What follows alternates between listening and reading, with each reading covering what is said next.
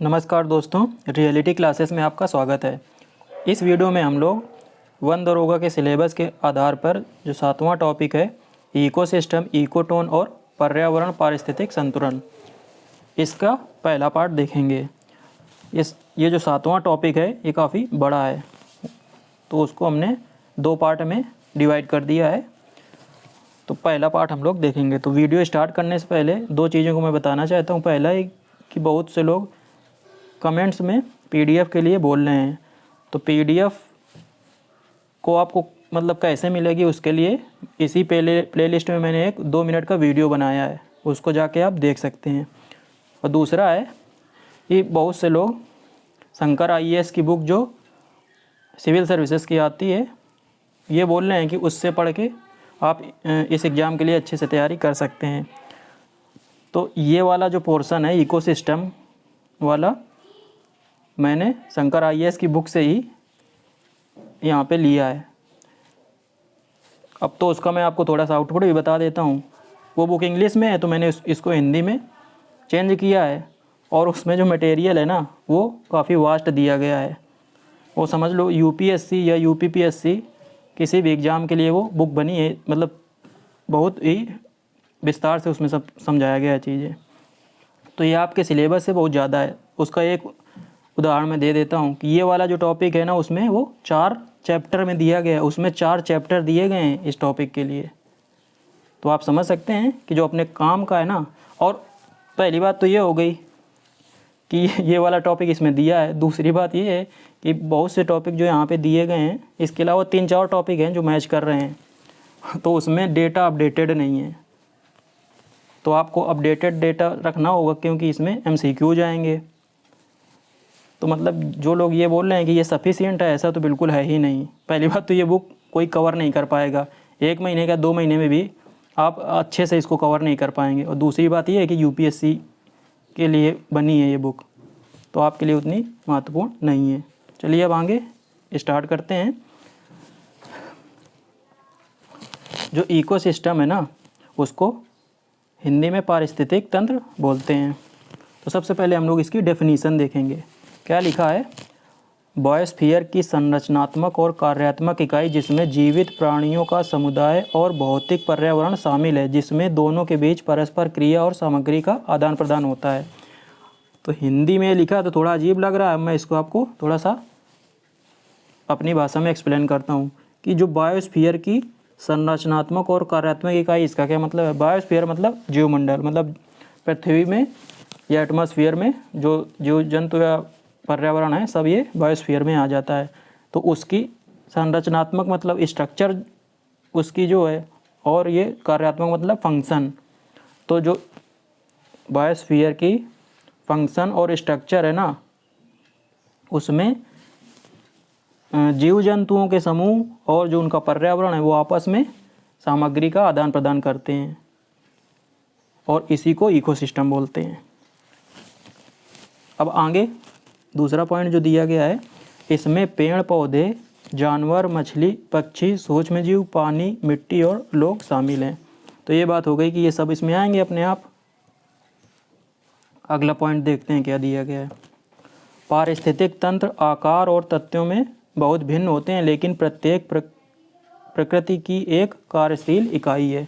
इसका मतलब ये है कि जो ये पारिस्थितिक तंत्र जहाँ पे आएगा, उसका मतलब आप इकोसिस्टम समझना, क्योंकि हिंदी में बोलते हैं इकोसिस्टम को पारिस्थितिक तंत्र। तो जो पारिस्थितिक तंत्र हैं उनकी बात हो रही है कि जो अलग अलग तरह के पारिस्थितिक तंत्र होते हैं, इकोसिस्टम होते हैं, वो शेप और साइज में भिन्न भिन्न होते हैं। लेकिन ये बोल रहा है कि प्रत्येक प्रकृति की एक कार्यशील इकाई, मतलब जो प्रत्येक इकोसिस्टम है ना, वो अपने आप में एक यूनिट के रूप में काम करता है। कि हर जो इकोसिस्टम है ना वो सस्टेनेबल होता है, कि वो छोटा हो या बड़ा हो, वहाँ पे जो क्रियाएं होती हैं ना, वो वहाँ के जीव जंतुओं के रहने के लिए सफिशिएंट होती हैं। अगला पॉइंट क्या लिखा है? पारिस्थितिक तंत्र एक पेड़ जितना छोटा या पूरे जंगल जितना बड़ा हो सकता है। तो जो इकोसिस्टम है ना, वो एक पेड़ भी हो सकता है, एक पेड़ ही है वो एक इकोसिस्टम की तरह कार्य कर सकता है, या पूरा जंगल है वो इस तरह से। तो इस साइज की बात हो रही है। मैंने यहाँ पे छांट के वो पॉइंट लिखे हैं जो आपके एग्ज़ाम में आ सकते हैं। अब यहाँ पे एक नोट है कि इकोसिस्टम जो शब्द का प्रयोग है वो सर्वप्रथम एजी टांसले ने वर्ष 1935 में किया था। ये काफ़ी एग्जाम्स में आता रहता है, इसलिए मैंने यहाँ पे इसको रखा है। हो सकता है आ जाए कि इकोसिस्टम जो शब्द है इसका प्रयोग सबसे पहले किसने किया था, तो एजी टांसले ने किया था वर्ष 1935 में। अब हम लोग पारिस्थितिक जो तंत्र है उसके घटक देखेंगे, मतलब कंपोनेंट्स। तो इसके मतलब इकोसिस्टम के दो कंपोनेंट होते हैं, पहला अबायोटिक, दूसरा बायोटिक। तो अबायोटिक का हिंदी में बोलते हैं अजैविक और दूसरा है जैविक मतलब बायोटिक। तो अजैविक जो घटक हैं पहले हम लोग उनको देखेंगे। तो क्या लिखा है, अजैविक घटक दुनिया के अकार्बनिक और निर्जीव भाग हैं। तो जो नॉन लिविंग सब्सटेंसेस हैं या इनऑर्गेनिक कंपोनेंट्स हैं वो इसमें आते हैं अबायोटिक कंपोनेंट्स में। अगला पॉइंट है, इसके अंतर्गत मिट्टी, जल, वायु और प्रकाश ऊर्जा आदि आते हैं। तो मिट्टी आ गई, जल, वायु और प्रकाश ऊर्जा, सूर्य की जो ऊर्जा उसकी बात हो रही है। इसमें ऑक्सीजन, नाइट्रोजन जैसे रसायन भी आते हैं। और क्या आता है इसमें, भौतिक प्रक्रियाएं, फिजिकल प्रोसेसेस जैसे ज्वालामुखी, भूकंप, बाढ़, जंगल की आग, जलवायु और मौसम की दशाएं। ये सब बताया गया है कि जो इकोसिस्टम के अजैविक घटक हैं उसमें क्या क्या आते हैं। चलिए अगले पॉइंट पे चलते हैं। अजैविक घटक सबसे महत्वपूर्ण निर्धारक हैं कि कोई जीव अपने वातावरण में कहाँ और कितनी अच्छी तरह से मौजूद है। इसका क्या मतलब है कि जो अबायोटिक कंपोनेंट्स होते हैं ना, वही निर्धारित करते हैं कि कोई जीव जंतु जो है ना वो अपने जो इकोसिस्टम है ना उसमें कितने अच्छी तरीके से रह रहा है। मतलब सीधी सी बात है कि जिस इकोसिस्टम की दशाएं जितनी अनुकूल होंगी उसी तरह से वहाँ पे पक्षी आसानी से रहेगा। और ऐसा देखो होता है कि जो इकोसिस्टम की जो कंडीशंस है ना वो चेंज होती रहती हैं, इसीलिए जो जानवर और पक्षी हैं ना वो प्रवास भी करते हैं, एक जगह से दूसरी जगह चले जाते हैं, क्योंकि साल के कुछ समय के लिए वो इकोसिस्टम उनके लिए सुइटेबल नहीं होता है। तो यही बोल रहा है कि जो अबायोटिक कंपोनेंट्स हैं वो बहुत ही डिसाइडिंग फैक्टर है। चलिए अगला पॉइंट देखते हैं। हालांकि ये कारक एक दूसरे के साथ संपर्क करते हैं, एक अकेला कारक जीव की सीमा को सीमित कर सकता है। अब ये बोल रहा है कि जो अबायोटिक कंपोनेंट्स हैं ना वो आपस में एक दूसरे के टच में आते हैं, जैसे सॉइल, वाटर, एयर ये सब हो गए।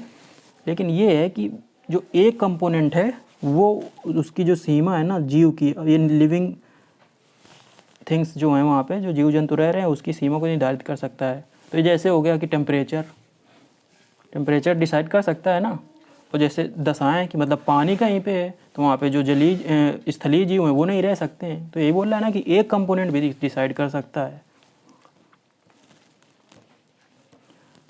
अब आते हैं हम लोग जैविक घटक पे। दूसरा जो कंपोनेंट है इकोसिस्टम का वो है जैविक घटक। तो जैविक घटकों में जीवित जीव जैसे पौधे, अब पौधे भी आते हैं अब इसमें जैविक में, जानवर और सूक्ष्म जीव आदि शामिल हैं। तीनों आप याद रखना, जो माइक्रो ऑर्गेनिज्म्स हैं ना वो भी इसमें आते हैं। जानवर तो पता ही है और पौधे भी आते हैं किसमें, जैविक घटक में। अगला क्या पॉइंट दिया है, इनको कार्यात्मक गुणों के अनुसार उत्पादक और उपभोक्ता में वर्गीकृत किया गया है।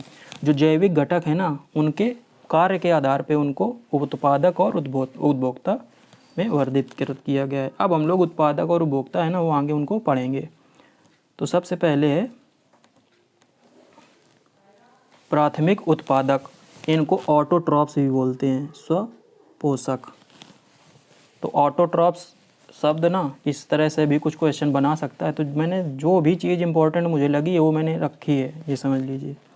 तो प्राथमिक उत्पादक क्या होते हैं, मूल रूप से हरे पौधे, कुछ बैक्टीरिया और शैवाल हैं। तो हरे पौधे अपना भोजन उत्पादक, प्राथमिक सीधी सी बात ये है कि जो अपना भोजन खुद बनाते हैं और वो बिल्कुल प्राइमरी लेवल की बात हो रही है। तो कुछ बैक्टीरिया और शैवाल मतलब एल्गी, इसमें वो शामिल है। कौन, प्राइमरी प्रोड्यूसर की बात हो रही है। अगला पॉइंट देखते हैं, वे अपने लिए प्रकाश संश्लेषण की प्रक्रिया द्वारा सूर्य के प्रकाश की उपस्थिति में कार्बन डाइऑक्साइड और पानी जैसे सरल अकार्बनिक कच्चे माल से कार्बोहाइड्रेट का संश्लेषण करते हैं और अन्य गैर उत्पादकों को अप्रत्यक्ष रूप से आपूर्ति करते हैं। अब जो प्राथमिक उत्पादक हैं या जो प्रोड्यूसर्स हैं वो सूर्य के प्रकाश की उपस्थिति में कार्बन डाइऑक्साइड और वाटर को चेंज करते हैं किसमें, अकार्बनिक कच्चे माल में। तो ये फोटोसिंथेसिस रिएक्शन है ना, जो प्रकाश संश्लेषण अभिक्रिया है ना, उसी के द्वारा खाना बनाते हैं, उसी की बात यहाँ पे हो रही है। और वो दूसरे जीव जंतु है ना अप्रत्यक्ष रूप से उसको आपूर्ति करते हैं, मतलब पौधों ने बनाया और जीव जंतु उसका उपयोग करते हैं बाद में। चलिए अगले पॉइंट पे चलते हैं। अब यहाँ पे स्थलीय पारिस्थितिक तंत्र और जलीय पारिस्थितिक तंत्र, जो दो चीज़ें यूज हुई हैं, दोनों को बताते हैं। मतलब स्थलीय पारिस्थितिक तंत्र में उत्पादक मूल रूप से हर्बेसियस एंड वुडी प्लांट्स हैं। तो स्थलीय पारिस्थितिक तंत्र को इंग्लिश में टेरेस्ट्रियल इकोसिस्टम बोलते हैं। तो जो टेरेस्ट्रियल इकोसिस्टम है उसमें जो प्रोड्यूसर्स होते हैं वो क्या होते हैं, मूल रूप से हर्बेसियस और वुडी प्लांट्स। तो वुडी प्लांट्स तो ये हो गए जिनका तना मोटा होता है, बड़े पेड़ है ना, वो इसमें आ गए वुडी प्लांट्स में। और जो हर्बेसियस होते हैं वो ऐसे प्लांट्स होते हैं जिनका तना हरा होता है और वो ऊपर खड़े नहीं होते हैं, वो रेंगते हैं, ये समझ लीजिए। तो वो हर्बेसियस प्लांट्स हो गए। तो टेरेस्ट्रियल में ये दोनों आ गए। जबकि जलीय पारिस्थितिक तंत्र, जलीय मतलब एक्वाटिक, तो एक्वाटिक जो इकोसिस्टम है उसमें जो उत्पादक है ना वो सूक्ष्म शैवाल की विभिन्न प्रजातियां हैं।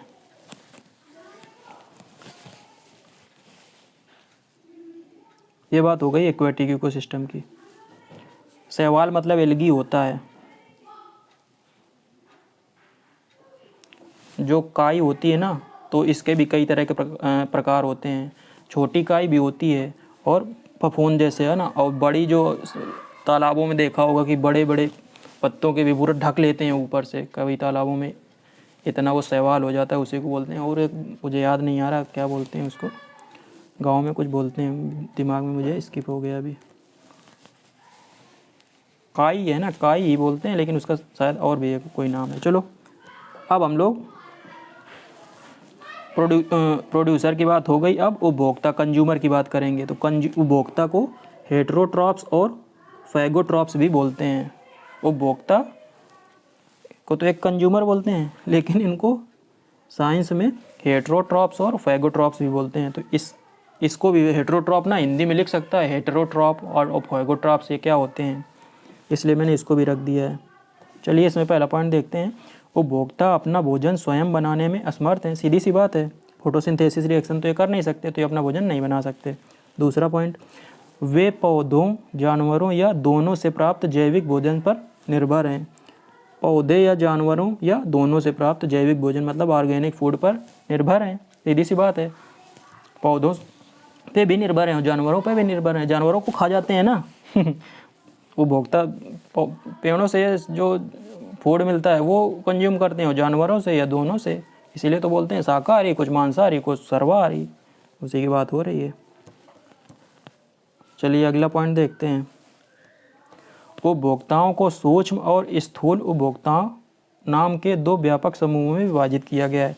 कुछ नहीं, हिंदी इंग्लिश से हिंदी कन्वर्जन है, तो अब मैं इसको बताता हूँ कि उपभोक्ताओं को दो टाइप्स में डिवाइड किया गया है, माइक्रो कंज्यूमर्स और मैक्रो कंज्यूमर्स।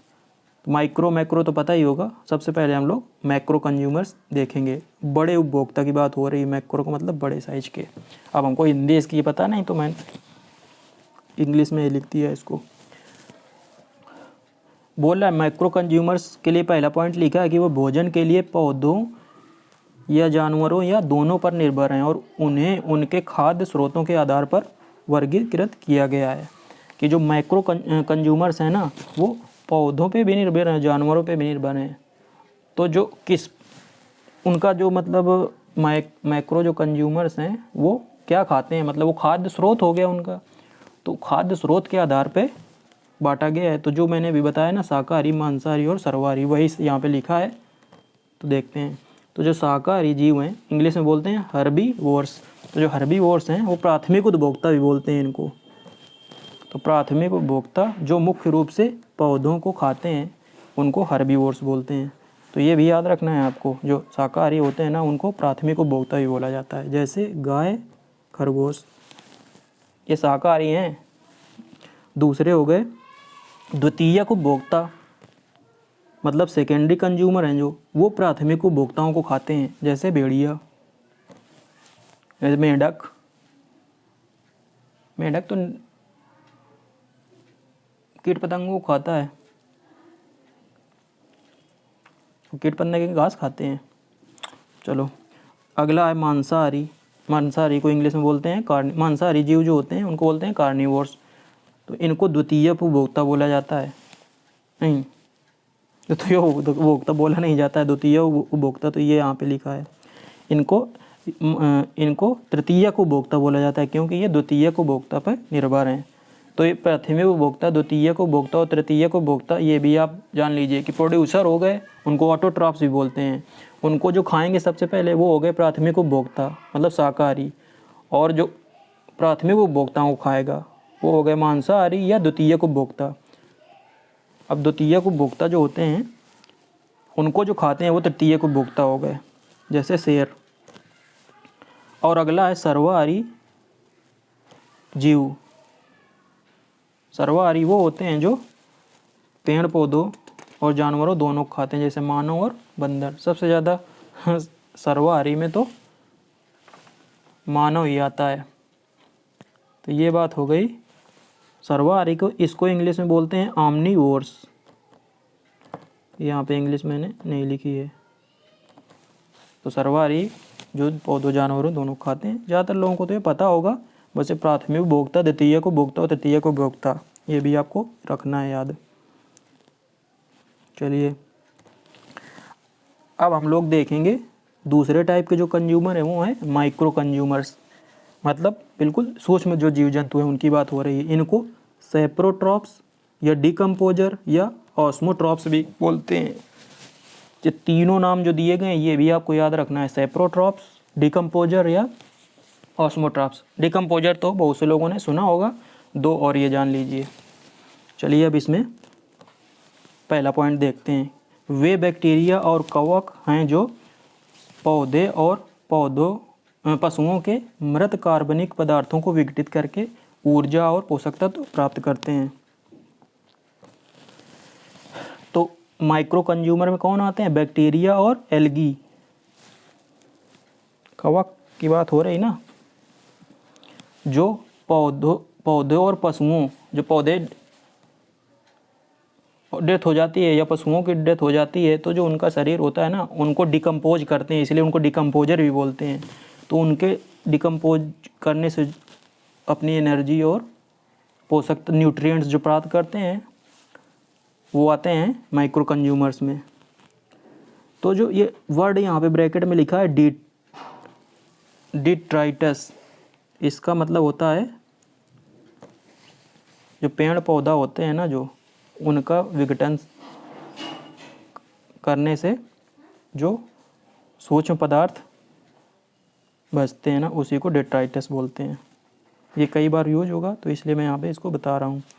अगला पॉइंट है अपघटन के उत्पाद जैसे अकार्बनिक पोषक तत्व जो पारिस्थितिक तंत्र में जारी किए जाते हैं, मतलब जैसे रिलीज किए जाते हैं, जारी किए जाते हैं मतलब रिलीज किए जाते हैं, उत्पादकों द्वारा पुनः उपयोग किए जाते हैं। इस प्रकार उनकी रिसाइकलिंग होती है। इनके कहने का ये मतलब है कि अपघटन मतलब डिकम्पोजिशन के बाद जो अकार्बनिक पोषक तत्व हैं ना वो रिलीज कर दिए जाते हैं इकोसिस्टम में, और जो प्रोड्यूसर है ना उनका फिर से प्रयोग करते हैं। इस प्रकार से इनकी रिसाइकलिंग होती रहती है। आगे देखते हैं केंचुए और मिट्टी के कुछ जीव जैसे नीमाटोड्स और आर्थ्रोपोड्स, ये अपरदभक्षी होते हैं। लो डिट्राइटस जो है ना उसका इंग्लिश आ गई, वो हो गया अपरद, और फीडर्स मतलब भक्षी। तो डिट्राइटस फीडर्स मतलब अपरदभक्षी। सीधी सी बात है, जो सड़ने पे जो उसमें कीड़े पड़ जाते हैं ना उनको ये खाते हैं, केंचुए और मिट्टी के कुछ जीव, तो उनको डिट्राइटस फीडर्स बोलते हैं। यह कार्बनिक पदार्थों के अपघटन में मदद करते हैं और इनको डिट्रीवोर्स कहते हैं। तो ये कार्बनिक पदार्थों के अपघटन करते हैं, इसलिए इनको डिट्रीवोर्स भी बोला जाता है। तो डिट्राइटस और डिट्रीवोर्स दोनों आपको याद रखना है। चलिए अब अगला पॉइंट देखते हैं, इकोसिस्टम का वर्गीकरण, पारिस्थितिकी तंत्र का वर्गीकरण, क्लासिफिकेशन ऑफ इकोसिस्टम। तो इसको दो टाइप में डिवाइड किया गया है, टेरेस्ट्रियल और एक्वाटिक। टेरेस्ट्रियल में मतलब स्थलीय में आते हैं वन, चारागाह और रेगिस्तान, और जलीय में तीनों तरह के पानी आ गया, मीठा जल, खारा जल और समुद्री पानी। बिल्कुल सेम इसी टाइप में लिखा है, तो अब ये मत समझ लेना कि खारा पानी जो है ना वो समुद्री जल तो एक ही है। यही 3 टाइप उसमें दिए गए हैं, ज़्यादा आप कंफ्यूज नहीं होना। मैंने सीधा शंकर IAS बुक का है ना जो उसी का इसमें हिंदी लिख दी है। मीठे पानी को उसमें लिखा है फ्रेश वाटर, और खारे पानी को सलाइन वाटर, और समुद्री जल को मैरीन वाटर लिखा है। अगला पॉइंट देखते हैं, पारिस्थितिक तंत्र अपने संतुलन की स्थिति को बनाए रखने में सक्षम है। यही तो इकोसिस्टम की खासियत है कि जो बैलेंस है ना वो बना रहता है इकोसिस्टम में। वे अपनी प्रजातियों की संरचना, स्ट्रक्चर और फंक्शन की क्रियाओं को विनियमित करते हैं, रेगुलेट भी करते हैं कि वहाँ जो स्पीसीज रह रही हैं वो सही तरीके से कार्य कर सकें और उनकी स्ट्रक्चर है ना वो बनी रहे। पारिस्थितिक तंत्र की स्वनियमन की यह क्षमता, सेल्फ रेगुलेशन की यह क्षमता होम्योस्टेसिस कहलाती है। ये भी काफ़ी इंपॉर्टेंट फैक्ट है, हो सकता है होम्योस्टेसिस आपसे पूछ सकता है। तो होम्योस्टेसिस जो इकोसिस्टम है ना उसकी यह क्षमता कि इसमें जो जीव जंतु रहते हैं ना उनकी संरचना और कार्यात्मक प्रक्रियाओं को जो रेगुलेशन करने की कैपेसिटी होती है उसी को होम्योस्टेसिस कहते हैं। अब इसकी भी इंग्लिश हमको हिंदी पता नहीं, तो इसलिए ऐसे ही मैंने रख दिया है। अब हम लोग देखेंगे पारिस्थितिक तंत्र के कार्य, फंक्शंस ऑफ इकोसिस्टम। तो फंक्शंस ऑफ इकोसिस्टम का एक चैप्टर है, अभी तक जो मैंने पढ़ाया है वो एक चैप्टर में दिया गया है, और भी काफ़ी कुछ दिया है, और दूसरे चैप्टर में ये दिया गया है इकोसिस्टम के कार्य, फंक्शंस ऑफ इकोसिस्टम। तीसरे चैप्टर में दिया गया है टेरेस्ट्रियल इकोसिस्टम, और चौथे में दिया गया है एक्वाटिक इकोसिस्टम। ये आप समझ लीजिए, मतलब बुक में इतना वास्ट तरीके से दिया गया है, उसको केवल उसको हमको पढ़ने में से यही वो पढ़ना है जो हमारे काम का है, क्योंकि अब बुक को पढ़ोगे तो पढ़ते ही रह जाओगे। तो चलिए फंक्शंस में देखते हैं। पारिस्थितिक तंत्र का कार्य एक व्यापक, विशाल और पूर्ण गतिशील प्रणाली है। सीधी सी बात है कि पारिस्थितिक तंत्र जो हैं वो छोटे भी होते हैं और बहुत बड़े भी होते हैं। तो एक व्यापक मतलब वास्ट, बड़ी, विशाल का वास्ट समझ लो तो ब्रॉड आप समझ लो, broad, vast and complete dynamic system. मैंने यहाँ पे ब्रैकेट में लिखा है पूर्ण गतिशील प्रणाली, मतलब चेंज होता रहता है ना, इसी के लिए इसको गतिशील प्रणाली बोला गया है। अब आगे लिखा है पारिस्थितिक तंत्र के कार्यों को हम 3 बिंदुओं के आधार पर पढ़ेंगे। तो 3 बिंदु क्या है, पहला है ऊर्जा प्रवाह, फ्लो ऑफ एनर्जी, दूसरा है पोषक तत्वों का आवर्तन, न्यूट्रिएंट साइकिलिंग। अब देखो साइकिलिंग को यहाँ पे आवर्तन, साइकिलिंग को पता नहीं आवर्तन बोलते हैं, ये भी मैंने चेंज किया तो आवर्तन ही आया, पता नहीं साइकिलिंग को। तो अब तीसरा देखते हैं, इसीलिए ना कई बार इंग्लिश के जो वर्ड होते हैं ना उनका हिंदी है ना बहुत विचित्र होती है। आवर्तन आपसे ऐसे पूछ दिया जाएगा तो आप आवर्तन परावर्तन सिद्धांत तो समझ जाएंगे, साइंस में जो होता है ना। तीसरा जो है वो है पारिस्थितिकी उत्तराधिकारी, इकोलॉजिकल सक्सेशन। तो अब आगे जो पार्ट है उसमें हम लोग फ्लो ऑफ एनर्जी देखेंगे, वो भी कंप्लीट नहीं हो क्योंकि इसमें फूड चेन, फूड वेब और जो इकोलॉजिकल पिरामिड होते हैं ना ऊर्जा के, वो सब आते हैं, और ये काफ़ी पार्ट बड़ा है। तो फ्लो ऑफ एनर्जी में ना पहले इसको देखते हैं, फ्लो ऑफ एनर्जी, इसमें जो इम्पोर्टेंट चीज़ें हैं वो देखते हैं, फिर फूड चेन आएगी, फिर फूड वेब, और इसी के साथ ये वीडियो ख़त्म हो जाएगा। तो जो एनर्जी फ्लो है ना, क्या लिखा है, ऊर्जा सभी चय अपचय, मेटाबॉलिक एक्टिविटीज़ की बात हो रही है। मेटाबॉलिक एक्टिविटीज़ मतलब जब हम लोग खाना खाते हैं ना, तो जो एक्टिविटीज़ होती है ना, जिससे हम क्या करते हैं कि खाने से एनर्जी हमको मिलती है और उसके बाद जो वेस्ट पार्ट है वो निकल जाता है, तो इसी को चय अपचय मेटाबॉलिक एक्टिविटीज़ बोलते हैं। तो ये और बाकी हमारे शरीर को जिंदा रखने के लिए जो प्रक्रियाएं हो रही हैं वो भी इसमें शामिल हैं। तो ऊर्जा सभी चय अपचय गतिविधियों के लिए जिम्मेदार मूल बल है। तो मतलब एनर्जी ही तो सभी जो मेटाबॉलिक रिएक्शंस जीवों के बॉडी में हो रही हैं उसके लिए एक बेसिक फोर्स है। अगला पॉइंट क्या लिखा है, उत्पादक से शीर्ष उपभोक्ता तक ऊर्जा के प्रवाह को ऊर्जा प्रवाह कहते हैं। मतलब प्रोड्यूसर से टॉप कंज्यूमर तक। तो टॉप कंज्यूमर ना ज़्यादातर आप तृतीयक जो है ना, टर्सरी कंज्यूमर होते हैं ना, वही शीर्ष का होता है, क्योंकि उत्पादक आता है, उसके बाद प्राइमरी कंज्यूमर आता है, फिर सेकेंडरी कंज्यूमर, फिर टर्सरी कंज्यूमर। जो टर्सरी कंज्यूमर है ना वही शीर्ष उपभोक्ता है। तो ये जो एनर्जी का फ्लो हो रहा है कहाँ से, प्रोड्यूसर से टर्सरी कंज्यूमर तक, उसी को बोलते हैं ऊर्जा प्रवाह। और यह एक दिशी होता है, यूनिडायरेक्शनल होता है। ये ना दोनों चीज़ें बहुत इम्पोर्टेंट हैं। आ सकता है कि जो इकोसिस्टम में एनर्जी फ्लो होता है वो यूनिडायरेक्शनल होता है या बाई डायरेक्शनल होता है, तो ये यूनिडायरेक्शनल होता है। चलिए अगले पॉइंट पे चलते हैं। एक पारिस्थितिक तंत्र में पोषी स्तर की अन्योन्य क्रिया का अध्ययन इकोसिस्टम के माध्यम से ऊर्जा प्रवाह के बारे में एक विचार देता है। अब ये इंग्लिश से हिंदी कन्वर्जन है तो थोड़ा विचित्र है, मैं इसको थोड़ा सा जनरल लैंग्वेज में समझाता चल रहा हूँ। तो पारिस्थितिक तंत्र में क्या बोल रहा है, पोषी स्तर की अन्योन्य क्रिया मतलब ट्रॉफिक लेवल इंटरेक्शन का अध्ययन इकोसिस्टम के माध्यम से ऊर्जा के प्रवाह को समझने के लिए एक आइडिया देता है। तो ये ट्रॉफिक लेवल क्या है कि जो उत्पादक हैं या प्राइमरी उपभोक्ता फिर द्वितीयक उपभोक्ता, तो इनमें अलग अलग एनर्जी होती है, तो इन्हीं को बोलते हैं ट्रॉफिक लेवल इंटरेक्शन। तो इन्हीं के बीच में इंटरेक्शन मतलब जो प्राइमरी कंज्यूमर हैं उन्होंने प्रोड्यूसर्स को खाया और जो प्राइमरी कंज्यूमर हैं उनको सेकेंडरी कंज्यूमर ने खाया, तो आपस में एनर्जी का फ्लो हो रहा है ना। तो इस ये ऊर्जा प्रवाह के बारे में एक हमको आइडिया इसमें मिलता है।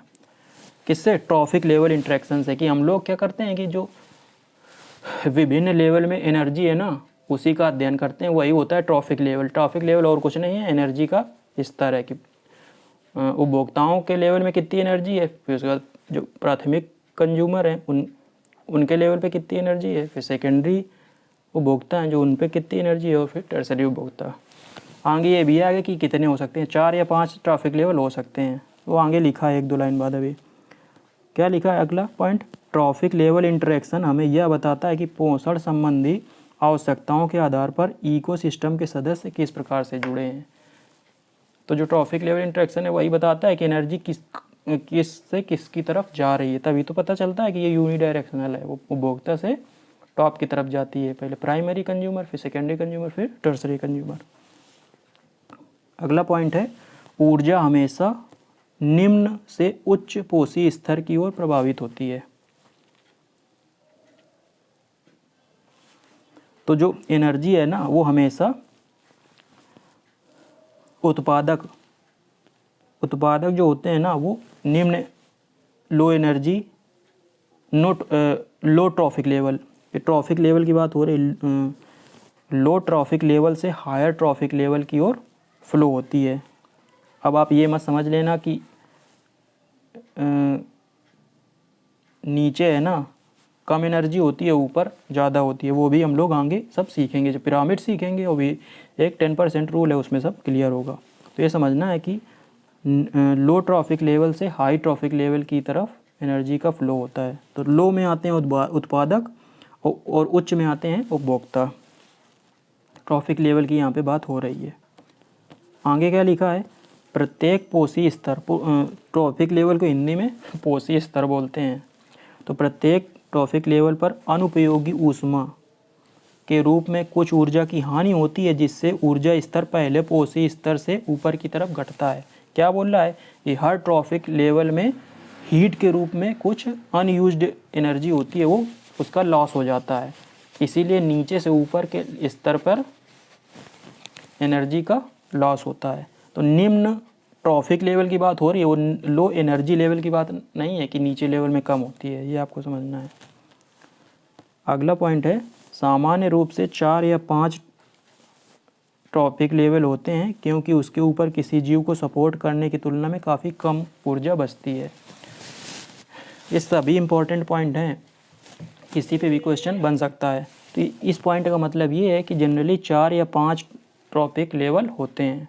TROPHIC है ये ट्रॉफिक लेवल, क्योंकि बोल रहा है कि 5वें ट्रॉफिक लेवल के बाद, 5वें ट्रॉफिक लेवल के बाद जो है ना एनर्जी वो बहुत कम बचती है कि वहाँ पे कोई जीव जंतु सर्वाइव नहीं कर सकते हैं। अब यहाँ पे 10% रूल है, उसको हम लोग देखेंगे, उसको मैंने नोट में लिखा है, काफ़ी इंपॉर्टेंट है। तो 10% नियम यह कहता है कि प्रत्येक पोषी स्तर अपनी ऊर्जा का केवल 10% ही अगले स्तर को दे सकता है। इनके कहने का मतलब ये है कि सपोज ये पहला लेवल है, इसके ऊपर दूसरा है, इसके ऊपर तीसरा है, तो पहले पे हो गए उपभोक्ता, सेकेंड पे मान लो हो गए प्राइमरी कंज्यूमर, और तीसरे पे हो गए द्वितीयक उपभोक्ता। तो यहाँ पे इनके पास 100 किलो कैलोरी एनर्जी है किसके, उपभोक्ता के पास, तो केवल इसका 10% मतलब 10 किलो कैलोरी अगले पोषी स्तर पे जाती है। तो ये दूसरा हो गया, तीसरे पे कितनी जाएगी, 10 का 10% मतलब 1 किलो कैलोरी। ये बात करता है 10% रूल। ट्रांसफ़र की बात कर रहा है, एनर्जी का ट्रांसफ़र ऊपर के ट्रॉफिक लेवल में। तो क्या बोल रहा है ट्रॉफिक, अगला पॉइंट क्या है, ट्रॉफिक लेवल इंटरेक्शन में 3 अवधारणाएं शामिल हैं, वही 3 जिनकी बात मैं अभी कर रहा था। फूड चेन मतलब खाद्य श्रृंखला, फूड वेब मतलब खाद्य जाल, और तीसरा है पारिस्थितिक पिरामिड मतलब इकोलॉजिकल पिरामिड्स।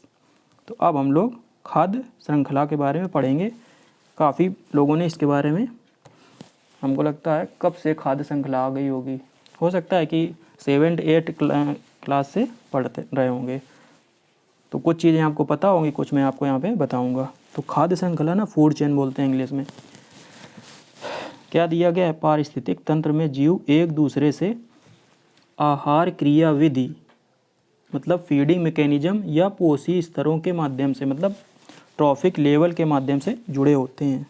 सीधी सी बात है यहाँ कि जो इकोसिस्टम है ना, उसमें जीव एक दूसरे से फीडिंग मैकेनिज्म के हिसाब से जुड़े होते हैं कि एक ने दूसरे को खाया, दूसरे को तीसरे ने खाया, अर्थात एक जीव दूसरे के लिए भोजन बन जाता है, वही लिखा हुआ है। अगला, जीवों का एक क्रम जिसमें एक जीव दूसरे को खाता है एक खाद्य श्रृंखला बनाते हैं, इसी को खाद्य श्रृंखला कहते हैं। कि जीवों का क्रम जिसमें एक जीव दूसरे को खा लिया तो यही एक क्रम बन जाता है, जिसको हम लोग खाद्य श्रृंखला बोलते हैं। आगे जो पॉइंट दिए गए हैं वो भी काफ़ी इंपॉर्टेंट हैं, तो उनको भी पढ़ना है। क्या लिखा है, एक खाद्य श्रृंखला उत्पादकों से शुरू होती है और शीर्ष मांसाहारियों पर ख़त्म होती है। ये टॉप कंज्यूमर की बात हो रही है, मतलब टर्सरी कंज्यूमर। अभी तो उत्पादक प्रोड्यूसर से शुरू होती खाद्य श्रृंखला और शीर्ष मांसाहारियों तक जाती है। अगला पॉइंट क्या लिखा है, खाने और खाए जाने का क्रम खाद्य ऊर्जा का हस्तांतरण, यहाँ पे रा गायब हो गया, करता है, जिसे खाद्य श्रृंखला कहते हैं। तो खाद्य श्रृंखला क्या होती है, खाना एक ने किसी को खाया, उसको किसी दूसरे ने खा दिया, तो इसलिए हो गया खाया मतलब, और खाया जाने उसको किसी दूसरे ने खा दिया। तो खाद्य ऊर्जा का हस्तांतरण हो रहा है एक ट्रॉफिक लेवल से दूसरे ट्रॉफिक लेवल पे, इसी को बोलते हैं खाद्य श्रृंखला मतलब फूड चेन। अब हम लोग फूड चेन के टाइप्स देखेंगे, कितने प्रकार की खाद्य श्रृंखला होती है। तो पहली है ग्रेजिंग फूड चेन। अब इसकी भी हिंदी मुझे नहीं पता, तो मैंने ऐसे लिख दिया है, बस ये अब इसका जो मतलब है वो आपको समझ में आ जाएगा कि यह खाद्य श्रृंखला, ग्रेजिंग का मतलब होता है ना चराना ग्रेजिंग ऑफ एनिमल्स, तो यह हरे पौधे से शुरू होती है और इन पे डिपेंड क्यों होते हैं, प्राथमिक उपभोक्ता मतलब शाकाहारी जीव इस पे डिपेंडेंट होते हैं। तो यही लिखा है कि और प्राथमिक उपभोक्ता शाकाहारी जीव होते हैं। तो जो ग्रेजिंग फूड चेन है वो हरे पौधों से शुरू होती है। तो खाद्य श्रृंखला का ये पहला टाइप हो गया। इसमें मैंने दो तरह की खाद्य श्रृंखलाएं, जलीय और स्थलीय, मतलब टेरेस्ट्रियल और एक्वेटिक, दोनों को यहाँ पे दिखाया है एक साथ। काफ़ी अच्छा ये फिगर है। तो आपको मैं समझाता हूँ। पहली जो फूड चेन है वो ये दी हुई है। ये ग्रेजिंग फूड चेन की बात हो रही है। तो ग्रेजिंग फूड चेन में सबसे पहले कौन होते हैं? पौधे। पौधे को छोटे कीटों ने खाया और उन छोटे कीटों को छिपकली ने खाया और छिपकली को सांप ने खाया। अब इधर बाएं साइड में देखिए, जो पौधे हैं ना वो उत्पादक हैं और जो छोटे कीट हैं वो प्राथमिक उपभोक्ता हैं और जो छिपकली है वो द्वितीय को उपभोक्ता है और जो सांप है वो तृतीय को उपभोक्ता है। तो इन चारों को भी दिमाग में आपको रखना है। यहाँ से भी इस तरह से क्वेश्चन पूछ सकता है। अब हम लोग जलीय जो फूड चेन है ना उसको देखेंगे। तो सूक्ष्म समुद्री वनस्पति, उनको फाइटोप्लैंक्टन बोलते हैं। यहाँ से ये स्टार्ट होती है और इनको फाइटोप्लैंक्टन को ऑटोट्रॉप्स भी बोलते हैं। तो ये बगल में लिखा है, ये देखो ऑटोट्रॉप्स। उसके बाद इन समुद्री सूक्ष्म वनस्पति को जो सूक्ष्म जीव जंतु खाते हैं उनको जूप्लैंक्टन बोलते हैं। इन समुद्री जीवों को कुछ मछलियाँ खाती हैं और इन मछलियों को कई सारे पक्षी खाते हैं। तो ये जो ऑटोट्रॉप्स है ना, इसके ऊपर के जो तीनों लेवल हैं इनको हेटेरोट्रॉप्स बोलते हैं।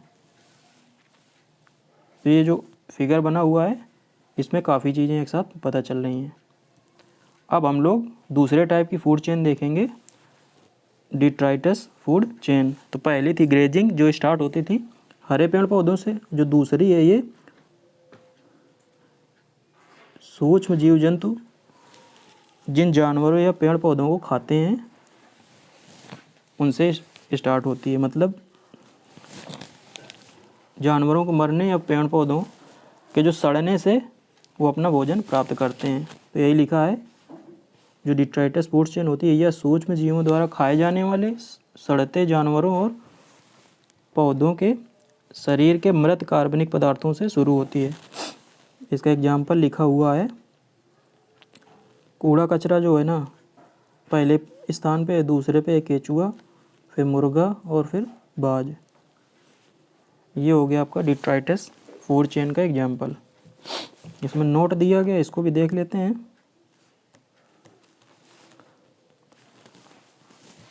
जो दोनों फूड चेन्स हैं, ग्रेजिंग फूड चेन और डिट्राइटस फूड चेन, इनमें जो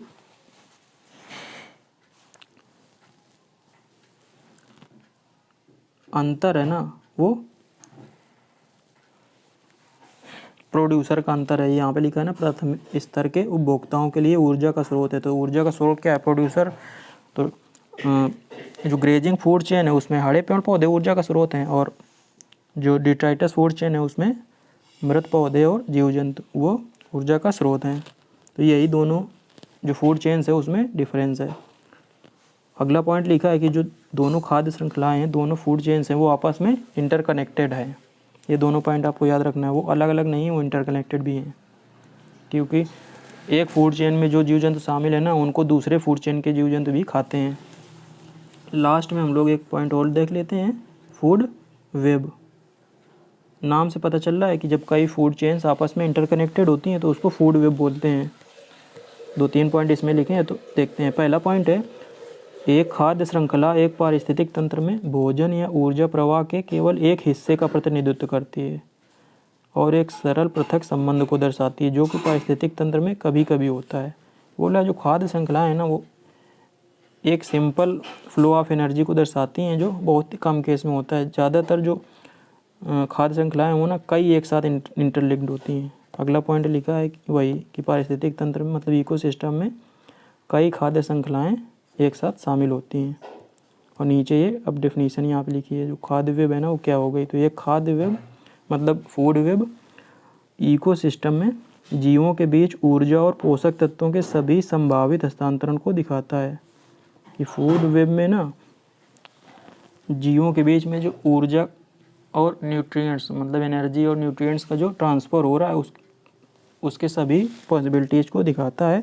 जबकि खाद्य श्रृंखला मतलब इस फूड चेन में केवल एक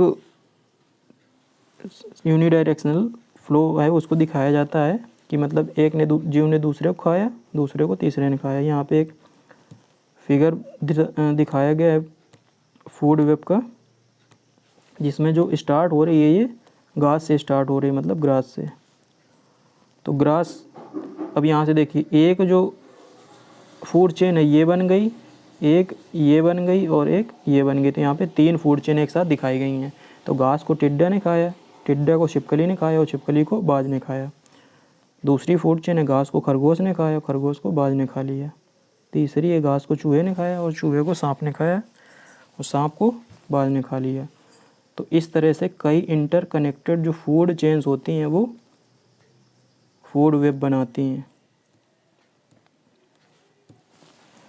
तो ये आपका पहला पार्ट हो गया।